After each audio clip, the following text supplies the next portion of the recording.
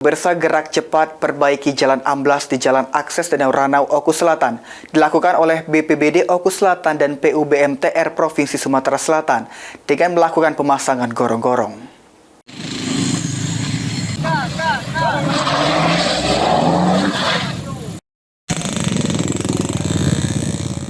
Penanganan cepat dilakukan pasca amblasnya Jalan Raya Muara II Ranau di Desa Bendi, Kecamatan Buairawan, Kabupaten Oku Selatan. Badan Penanggulangan Bencana Daerah Kabupaten Oku Selatan bersama Dinas PUBMTR Provinsi Sumatera Selatan langsung turun ke lokasi untuk melakukan perbaikan darurat dengan memasang gorong-gorong di titik kerusakan. Pemasangan gorong-gorong dilakukan menggunakan satu unit alat berat dengan tujuan mempercepat pemulihan badan jalan yang terdampak.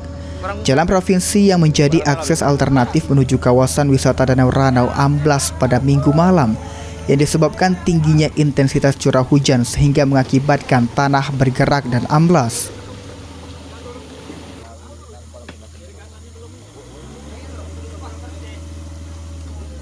Laporkan bahwa saat ini kami BPBD Kabupaten Oku Selatan pada hari ketiga penanganan jalan darurat, jalan amblas di Desa Pelawi, Kabupaten Buairawan, Kabupaten Oku Selatan.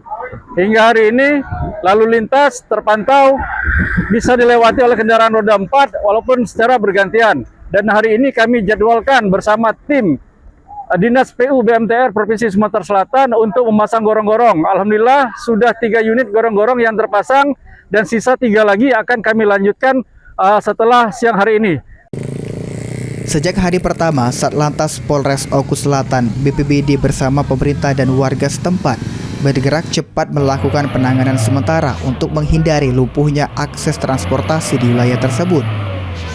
Sementara untuk mengantisipasi kemacetan akibat tingginya mobilitas warga, Polres Oku Selatan mensiagakan puluhan personil gabungan. Sri Fitriana, PAL TV.